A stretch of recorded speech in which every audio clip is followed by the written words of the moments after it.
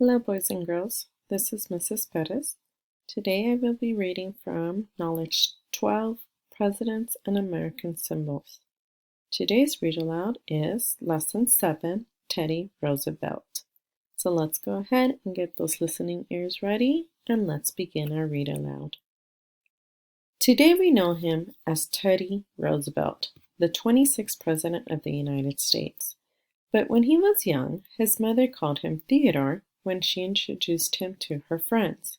His friends called him TR, and his father called him TD, especially when he wanted his son to remember something important.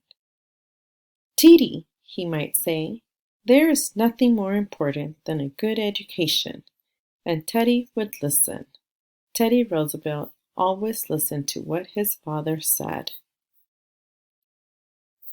When he was 6 years old, Teddy, his younger brother, and a friend were visiting their grandparents in New York City, but one day the children did not play as they usually did. On this day, they stood by a window with Teddy's father and watched as the train rolled slowly by. Mr. Roosevelt told the children, "Inside that train is Abraham Lincoln, the President of the United States." President Lincoln had died, and the train was taking him back to his home state for his funeral. A lot of people loved Abraham Lincoln, Mr. Roosevelt continued, and thought he was a very good man. People were sorry that President Lincoln died. They gathered along the train tracks to show how much they would miss him. Teddy thought about this for a minute and then asked his father, "Do you think President Lincoln was a good man, Father?" Teddy greatly admired his father, so he wanted to know how he felt about the president. Mr. Roosevelt replied, "I think Abraham Lincoln was a great man and a great president," he continued. "A great president can help a lot of people and do a lot of good things. Abraham Lincoln came from a poor family, but he worked hard. He was smart and kind. So many people thought highly of him that he was elected president." Mr. Roosevelt told Teddy that Abraham Lincoln was a perfect example of why he should not judge someone by the kind of clothes they wear or whether they live in a fancy part of town. He said, "Judge them instead by what they do and why." Teddy Roosevelt had asthma, a medical condition that made it hard for him to breathe. Because of his illness, he rarely got out when he was young to meet different kinds of people in different parts of town. His father told his son that he shouldn't let his health issue keep him from living an active life. He said, "Build up your body and don't be afraid to push it too hard." Once again, Teddy listened to his father. He worked very hard to build up his body. He spent more time outdoors, climbing mountains, hiking for miles, and fishing and hunting.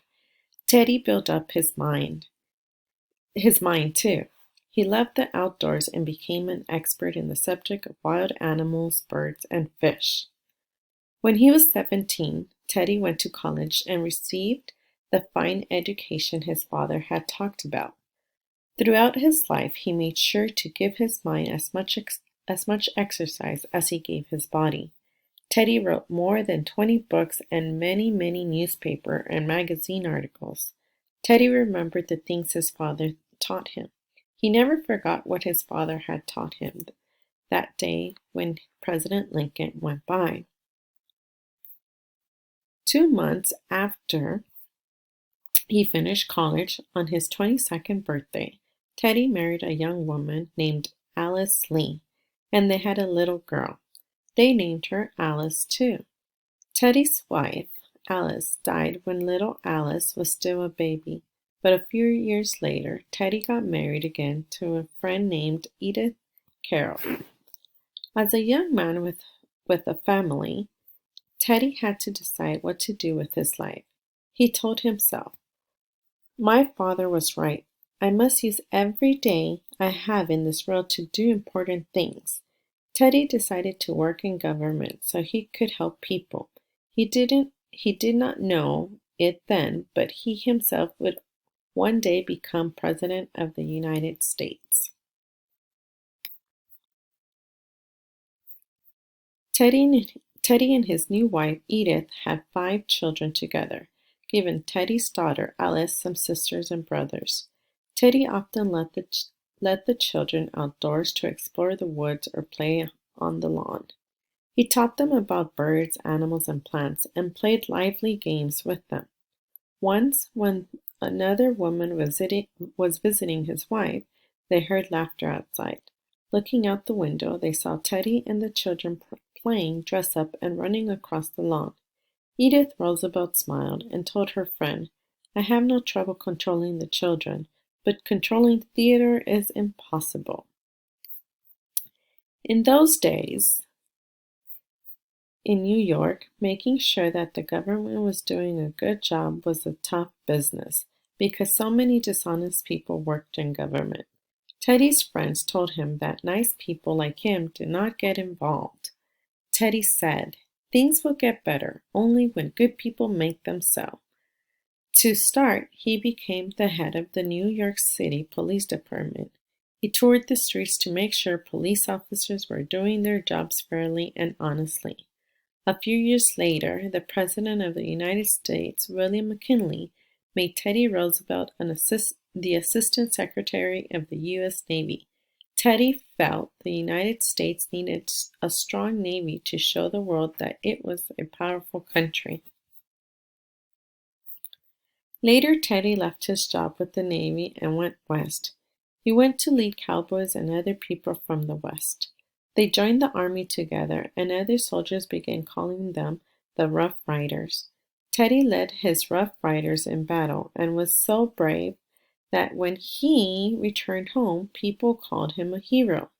They elected him governor of the state of New York. As governor, he helped make many new laws to help everyone, rich and poor, old and young, male and female. Later, Teddy Roosevelt became Vice President of the United States. 6 months after he became Vice President, President McKinley died. At age 42, Theodore Roosevelt became the 26th President of the United States. He is the youngest man to ever serve as president. As President Roosevelt set out to help working people and poor people who had to pay too much for things they bought, President Roosevelt also tried to be a peacemaker. People said, "Teddy wants America to be strong enough to win wars, but he thinks peaceful talking is better." As he put it himself, "Speak softly, but carry a big stick." Busy as he was, President Roosevelt still found time for the outdoor activities he loved as a child. He once said, "All Americans deserve clean air, clean water, and beautiful outdoor spaces to explore." We should set aside special places now, while they are still natural and wild, so our children and grandchildren may know the joy of the outdoors. President Roosevelt believed one of the most important things a president could do was to keep making the country a better place. He asked, "What will happen if one day our forests are gone?" Under President Roosevelt's direction, the government created huge parks and protected forests, lakes, and rivers to keep them clean and natural. He set up special parts of the government to protect America's lakes and rivers and to guard the wild creatures. This effort was called conserving or saving nature. Today, we still enjoy the parks and wild places President Roosevelt saved. Teddy Roosevelt helped in another way, too. Once, while he and some friends were out hunting, President Roosevelt showed compassion by refusing to kill a black bear. When people heard this story, they wrote about it in the newspaper. Some people in New York City who sold toys began selling stuffed toy bears. They called them teddy bears, in honor of President Roosevelt. So Teddy Roosevelt conserved nature for us to enjoy the outdoors, and he left us with teddy bears to hug indoors. No wonder we say Teddy was a great president. This is the end of our read aloud. I hope you enjoyed it. Thank you for listening. Goodbye, boys and girls.